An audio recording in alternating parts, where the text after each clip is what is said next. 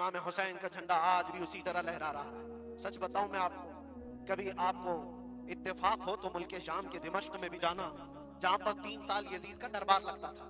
वो भी अपने वक्त का खलीफा बना हुआ था, और उसने जो अपने दौरे खिलाफत में, अपने दौरे हुकूमत में जुल्म ढाए वो तारीख में रकम हो चुके। जा करके पूछना अहले शाम से, दिमश्क वालों से, कि एक दौर यहाँ तुम्हारा बादशाह रहता था, शाम का हुक्मरान यजीद, वो कहाँ है, उसकी कब्र कहाँ है?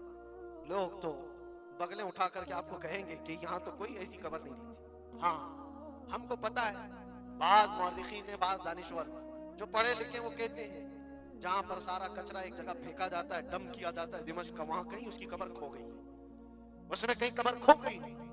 ये तो उसकी बात कर रहा हूं जो बादशाह था, फौज रखता था, ताज रखता था, तख्त रखता था और हुकूमत रखता था।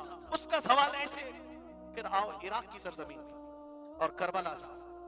सोचो, एक खुला चटेल मैदान था, यहाँ पर कोई आबादी नहीं थी, दूर दूर तक एक दरियाए फुरात बहती थी और बाकी कुछ नहीं था।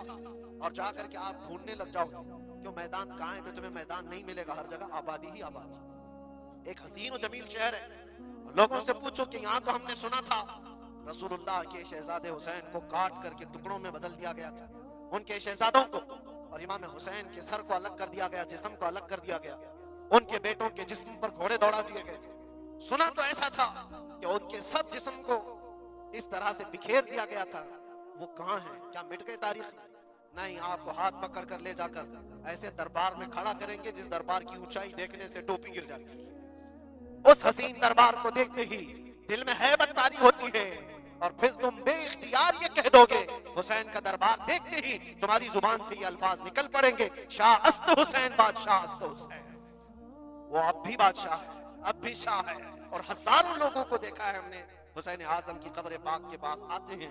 मैं पूछा था एक बड़े बुजुर्ग से, चिट्ठियां वहां पर बहुत अंदर रहती हैं, बहुत सारे लोग अपने पैसे भी डालते हैं, नजराने भी पेश करते हैं, बहुत सारी चिट्ठियां होती हैं। मैंने पूछा चिट्ठियां क्या है? कहा बरसों से रिवाज है, जब किसी का कोई मसला हल नहीं होता तो वो पूरा चिट्ठी में अपना लिख करके लाता है और इमाम हुसैन के पास पेश करता है, इसलिए कि उसका विजदान ये कहता है हम रियाया है और वो बादशाह है। बादशाह के सामने अगर शिकायत ना की जाए तो फिर किसके सामने की जाए? लोग अपनी शिकायतें आज भी पेश करते हैं।